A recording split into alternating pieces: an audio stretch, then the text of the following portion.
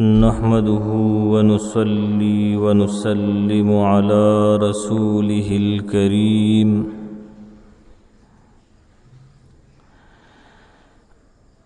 أما بعد فأعوذ بالله من الشيطان الرجيم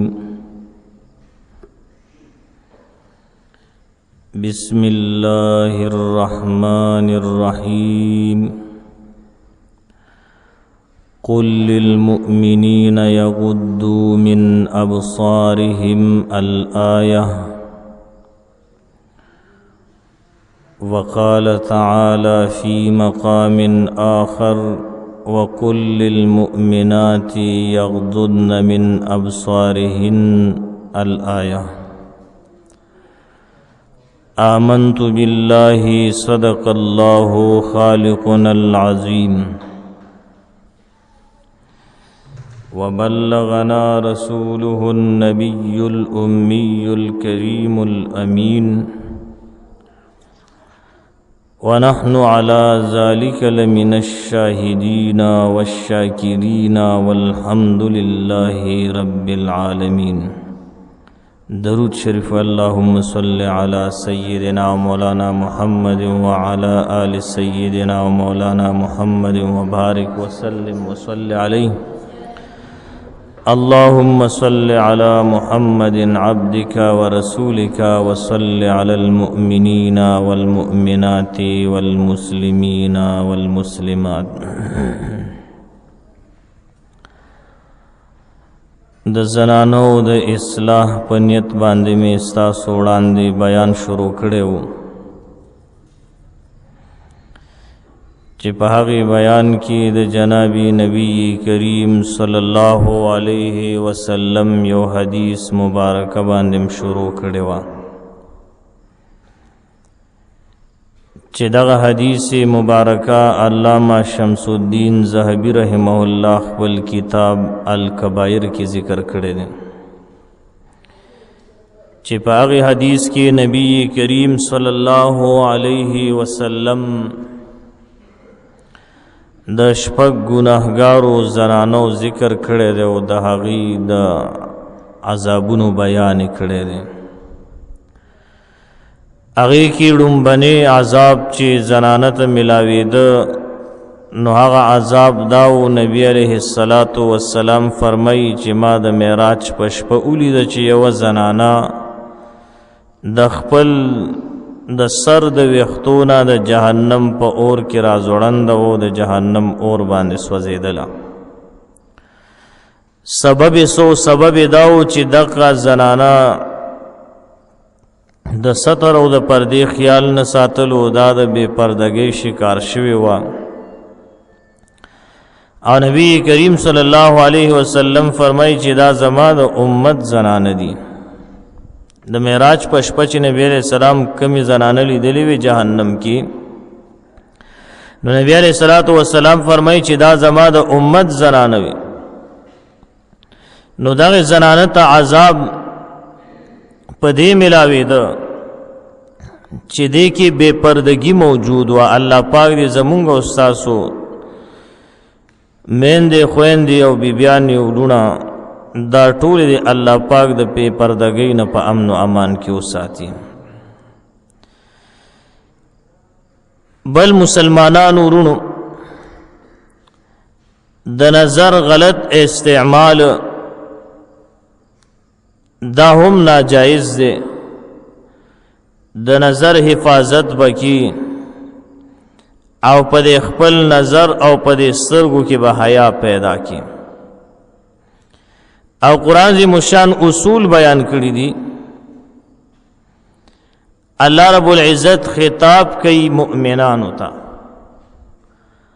الله پاک فرمایي وقل للمؤمنین یغضوا من ابصارهم. الله فرمایي ای زما خوږ پیغمبره ووایه دې مؤمنانو ته چې تاسو خپل نظرونه ښکته کوئ چې کله اجنبي زنانه ستاسو مخې ته راشي یعنی هغه زنانه چې ستا نکاح ورسره کیږي دغه زنانه ته مه ګوره، دې نه خپل نظر ښکته کا. او دغه رنګې الله پاک بیا فرمایي وقل للمؤمنات یغضضن من ابصارهن، ای زما خوږ پیغمبره دې زنانو تم اوایا، د مؤمنانو زنانو ته اوایا چې کله پردې سړی مخې لراشي نو خپل نظرونه ښکته کوي. دواړو ته حکم دی او د قرآن حکم دی او د الله حکم دی دا چې نارینه به زنانو ته نه ګوري او زنانه به نارینو ته نه ګوري. یو ځای کې صرف شریعت اجازت ورکړی دی چې د یو هلک او د یو جینۍ نکاح کیږي نو دغه کې صرف یو نظر قتل دا جایز دی او دینه اخوا ته بالکل بیا ناجایز دی. ګوره دا یو ځای کې شریعت اجازت ورکوي باقی نشتا نه به ګورې. او الله سبحانه وتعالی په هغه کس باندې لعنت راوړي چې کم کس خپل نظر غلط استعمالوي. نبی علیہ الصلوۃ والسلام ورته خیریم کړی دي وای دا الله لعنت دی وی په هغه کس باندې چې نظر غلط استعمالي، او لعنت دی وی په هغه کس باندې چې ځان داسې جوړ کړی وي چې خلک راته په غلط نظر باندې وګوري. دا دواړه ملعون دي د الله د طرف نه په لعنت وی. نبی علیہ السلام ورته خیری کړی دي. نو د نظر حفاظت دا په هر مسلمان نارینه زنانه باندې فرض دی. دی به نظر صحیح استعمالی، په دې نظر باندې با او په دې سترګو باندې با دی غلط قتل بالکل نه کوي، د دې نه بزان ساتي. نو الله پاک مؤمنانو تم حکم کړی دی او مؤمناتو تم حکم کړی او ځان سره به د ګریوان کې وګورو او سوچ به وکړو چې نارینه زنانو ته څنګه ګورو، زنانه نارینو ته څنګه ګورو. ډېر پرفتن دور دی او بعض اوقات داسې مشته چې دا یو بېهوده عمل دی. ډېر خلک په دې لارو کې ډلې ډلې ولاړ وي، زنانه ته په لاره باندې نشي تېرېدی. ګوره دا قطعا ناجایز دي. ښه د لارې په سر باندې ودرېدل، د لارې په منځ کې ودرېدل، جرګه جوړول دا ناجایز دي. دې نه به مسلمانان ځان ساتي، ځکه دا لاره چې کوم ده دا عام درف د پاره ده. په دې باندې ماشومان هم ځي، زنانه به هم ځي، سړي هم ځي. نو په دې باندې ودرېدل او یا دقه شانتي د دوکانونو مخې ته ډلې ډلې کېناستل او زنانو ته لاره نه ورکول، دا د عذاب سبب جوړیږي. دا د شریعت خلاف دي، دا د حیا خلاف دي، دا د پښتو او د غیرت خلاف کارونه دي. دینه به مسلمانان ځان ساتي. او بعضې حضرات داسې پکې خفکیږو بنا چې تر څو پورې زنانه د ملکونو نه پناه شوي ني او د نظر کار پرېښی ني، نو تر هغې پورې د خوردبین لګولی وي. ګوره نو دا بالکل ناجایز دي. او بیا بعضې داسې هم لکه د ډنډې د پکي راتاویږي، بیا دا قطعا ناجایز. د چا په سترګو کې چې حیا وي د الله حکم ته ګوري او د محمد رسول الله صلی الله علیه وسلم تعلیماتو ته ګوري او پښتو غیرت پکې وي، نو هغه دغسې کارونه نه کوي. ګورم ډېر پکې داسې هم وي ګاډي نه پسې سر رابار کي، نو دا دې د نظر حفاظت نه کوي. او کم سړی چې د نظر حفاظت نه کوي او کم زنانه د نظر حفاظت نه کوي، زنویم روایاتو کې راځي د شریعت حکم دی چې دغه خلکو تبا د قیامت پورس په دې سترګو کې د جهنم په اور باندې ګرم شوي سلیان چې کم دی هغه وهلی کېږي. اندازه لګوه چې څومره سخت عذاب به وي.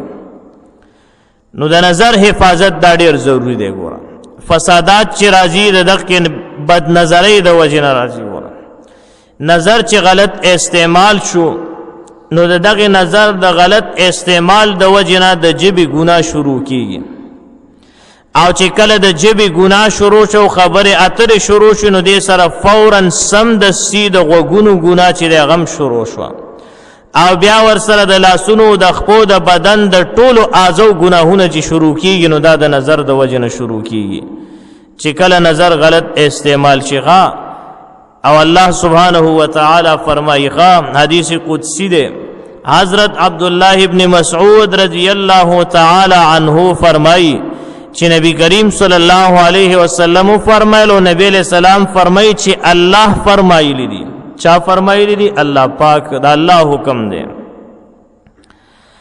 والله رب العزت فرمایي او الله حکم کړی دی او دا خبره الله پاک بیان کړی دا چې دا نظر دا د شیطان د غشونه یو غشه دی ګورم دا نظر د شیطان د غشونه یو غشه دی او بیا الله سبحانه و تعالی فرمایي سمانا چې دا نظر د شیطان د غشونه یو غشه دی دا نظر کنټرول کا بے ځای پرې نګدي بیا الله رب العزت فرمایي چا چې زما د یرینا او د تقوا د وجنا چې دی او یری ده په د باندې ير رالو پزړه کې ير راغله ک نظر می غلط استعمال ک الله سزا را کی پدک کی بنیاد باندې دا نظر غلط استعمال نه اوساتلو الله فرمای دی بندل داسی ایمان ورکوما داسی ایمان ورکوما داسی ایمان به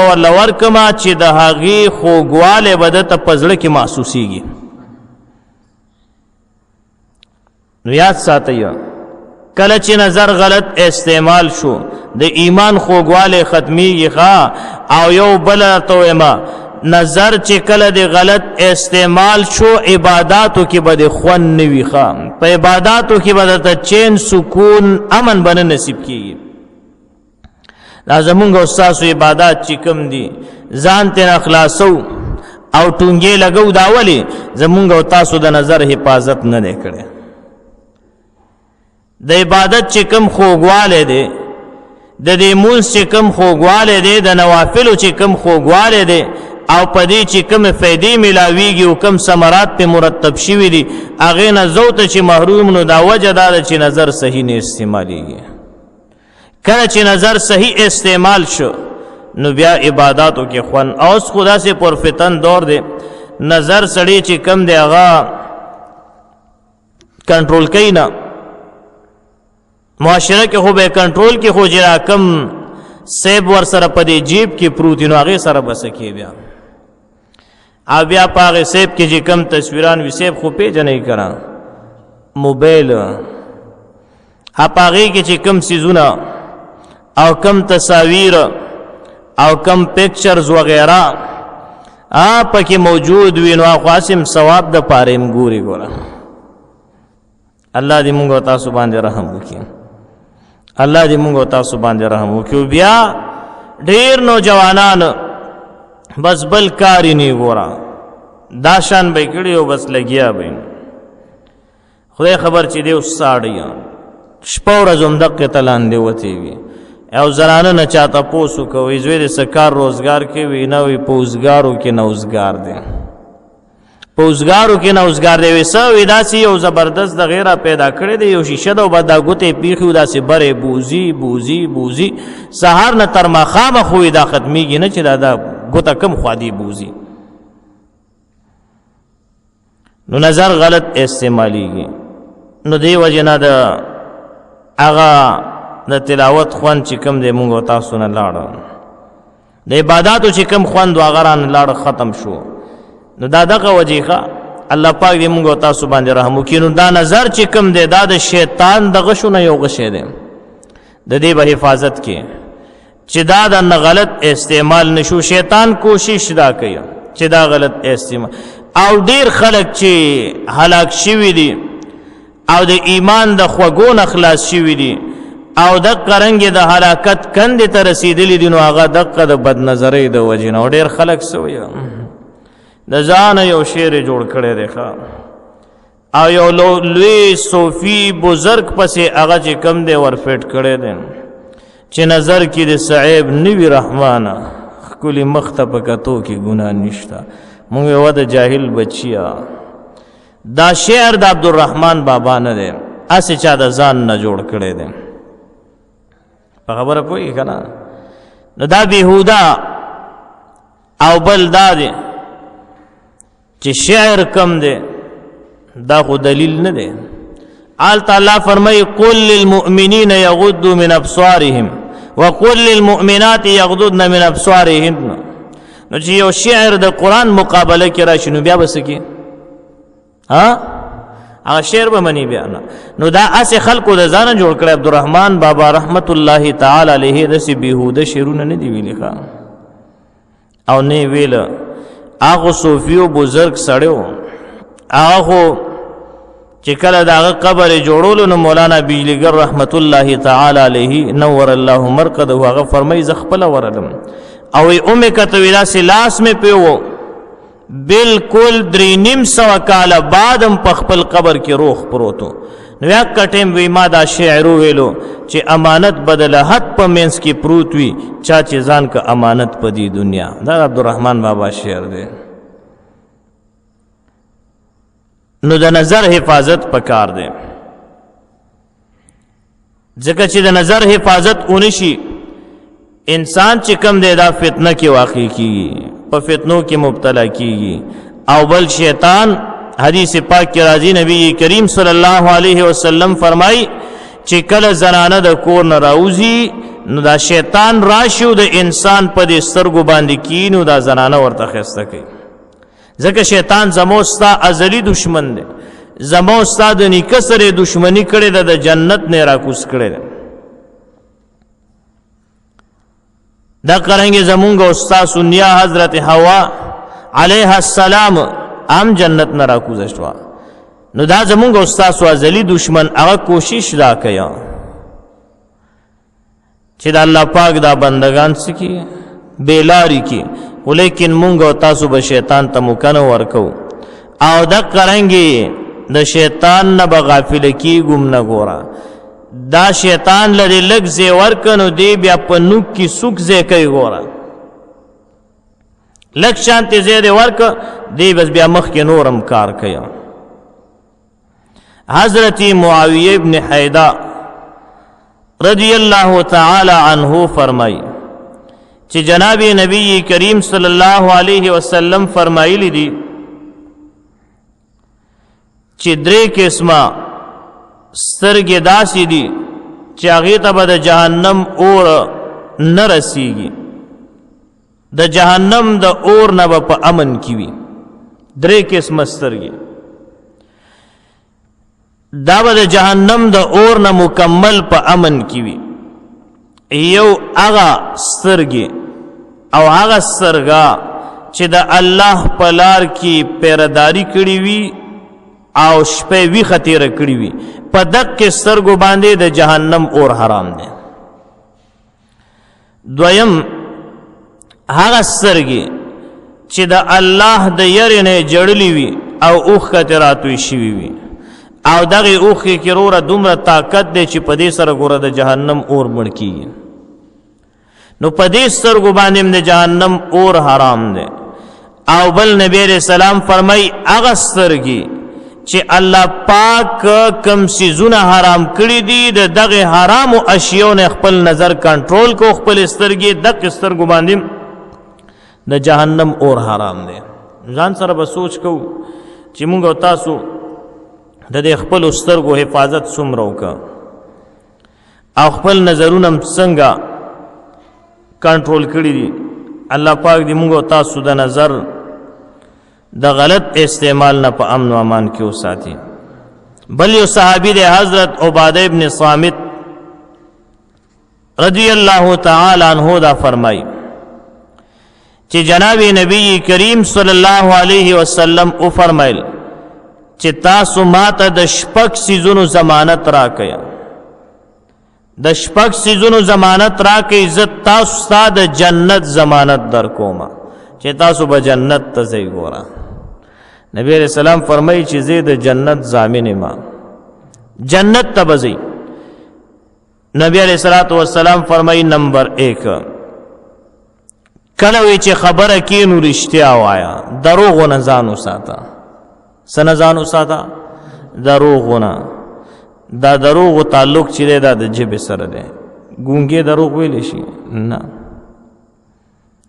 نبی علیہ السلام فرمایي چې دروغ مو وایي، کړم چې خبره کوي رښتیا وایي، او په رښتیو کې نجات دی. بل حدیث کې راځي او په دروغو کې هلاکت دی. موږ تاسو بیخي نه وایو بالکل لیدلی مم نه دی پیژنم نه. موږ استاد خو روزګار هم د خره الله دې معافي وکړي. ها یا یو خبره رښتیا سل ورپسې دروغ، دوه خبرې رښتیا نو شاته 200 دروغ. دې پرفتن دور کې ډېر حفاظت د ځان پکار دی. نو دروغ نه ځان مکمل ساتل، اجتناب کول. بعض خلک خدا دروغ چې کم دی او د سره ګونیم نه ګڼي. وره عوام خو پرې ده، خواص چې مونږ تاسو ورته دیندار طبقه وایو هغه هم پکې نن سبا مبتلا دي بغیر تحقیقه. خبر نه خبر نه اوس راو به شقیا. دا قرنګي روایتو کې راځي چې د یو کس د پاره داغه د دروغ کېدو د پاره بس دا کافی ده چې د سوورې دو بس مخ کې او رسول. او نن سبا حالم د قریقه یو خبره هوایی وورو بس مخ سرم بل ځای ته رسول وي. نو دروغ نه ځان ساتل. بل وې د دې ضمانت راکې نبی علیہ السلام فرمایي چې کله تاسو وعده وکئ نو دا وعده به پوره کوئ. وعده به څه کوئ؟ پوره کوئ به. دریم نمبر چې تاسو سره امانت کې خو دې شي نو په دغه امانت کې بس د دې خیانت بنه کوي بلکې د امانت حفاظت وکوي. سلورم د خپل شرمګاونو حفاظت وکوي. پنځم نمبر خپل نظرونه به کنټرول کوي او خپل نظرونه به خکته کوي. خپل نظرونه به څه کوي؟ خکته کوي به. ٹھیک شو.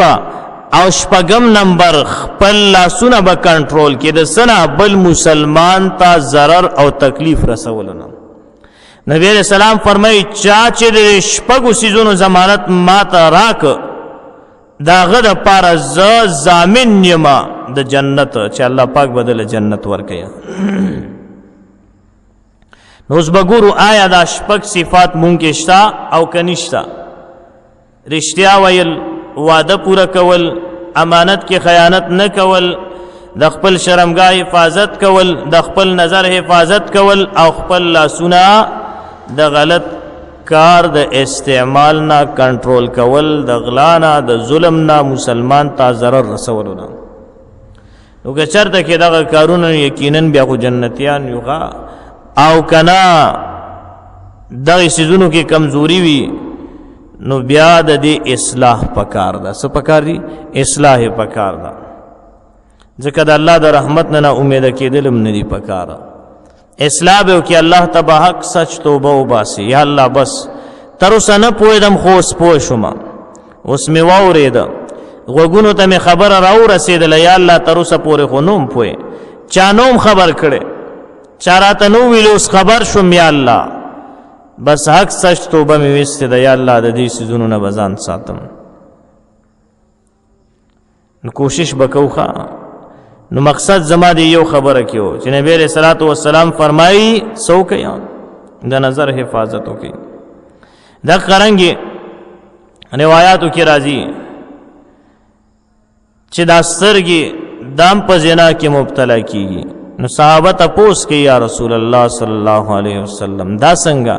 نبی علیہ السلام او فرمایل چې کله نظر غلط استعمالي پردو زنانو ته پی ګوري، بیګیری الکانو ته پی ګوري په غلط نظر باندې، نو دا د سترګو زنا ده. د غوګونو زنا نبی علیہ السلام فرمایي په دې باندې د پردو زنانو خبره اوریدل په غلط خیال باندې. د لسان زنا مشتا، د جبه هغه څه د خبره کول، د لاس پردې زنانه د لاس نه رانیول خبر باندې پوهې دا ټول نبی کریم صلی الله علیه وسلم حدیث کې ذکر کړی دي. نو د غلط نظر استعمالول دې ته د سترګو زنا ویلې شوی ده. او بعضی روایاتو کې داسې راغلیم دي چې چا خپل نظر غلط استعمال که د قیامت په ورځ به د هغه په دې سترګو کې میخونه دننه کولی شي. ایو روایت کې داسې راځي چې د هغه په دې سترګو کې به سیخان دننه کولی شي. ایو مې درته وړاندې ویلو چې هغې کې به د اور باندې ګرم شوي سلیان وهلی کېږي. نو ځان سره به سوچ کوو دا څو خبرې د اصلاح په نیت میو کې تیر بیان کې مې ویلو چې ورپسې به د دویمې زنانه چې کم عذاب وغه، خو لیکن دا مسله چې کم دی د حیا او د پردې سره متصل او ضروري مسله و، نو دې وجې نه دا مې وویله. نو د نظرونو حفاظت به کوو. کله چې د نظر حفاظت وشو نو هر څه ټیک کېږي. په خبره پوهېږي. نو درخواست دا دی ټولو ملګرو ته، دلته څوک زما بیان اوري یا سوشل میډیا باندې اورېدل کېږي یا د یوټیوب په پیج باندې اورېدلی کېږي، نو ټولو ملګرو ته زما دا درخواست دی چې دا په خپلو علاقو کې په خپلو ځایونو کې په دې لارو کې بې ځایه ودرېدل نه، زنانو ته تکلیف ضرر رسول نه. ګوره هر سړي لور خور بیبي شته دی ګوره، نو دغې نه لږ عبرت اخیستل پکار دي. سبا څوک ستا لور خور ته په غلط نظر باندې وګوري، خفه کېږي که نه خفه کېږي؟ خفه کېږي. نو دقه رنګې د بل د لور خوره د حیا او د عزت خیال ساتل پکار دي. او بل دا بعضې علاقو کې دا دکانونو په خوا کې ډلې ډلې نوجوانانو درېدل، چغې وهل، شپیلیانې وهل. ما درته وړاندې وی چې دا د شریعت خلاف دي، د پښتو خلاف دي، د غیرت خلاف دي، د انسانیت خلاف دي، د مروت خلاف دی. ګوره نو دغه سیزونو نه ځان وساتئ. زما درته درخواست دی، بیا مې درته درخواست دی چې وروره د قیامت هغه لویه ورځ را روانه ده، هغې نه یېرېدل پکار دي. نو د دغې سیزونو نه ځان وساتئ. د حیا او د عزت او د غیرت او د پښتو د دین او د شریعت او د اسلام خبره دا ده، حکم دا دی چې زنانه را روانې چې موږ تاسو ورته لار پرېږدو. د سینې چې د لارې کله یو سیټ ته شو کله بل سیټ ته شه، خو زنانه رانه تېره نشي. نو دا ډېر یو بیکاره یو بېهوده فعل دی، یو بېهوده عمل دی، د دې نه ځان ساتل پکار دي. الله رب العزت دی اول ما ته او بیا تاسو ټولو مسلمانانو ته د عمل کولو توفیق را نصیب کی.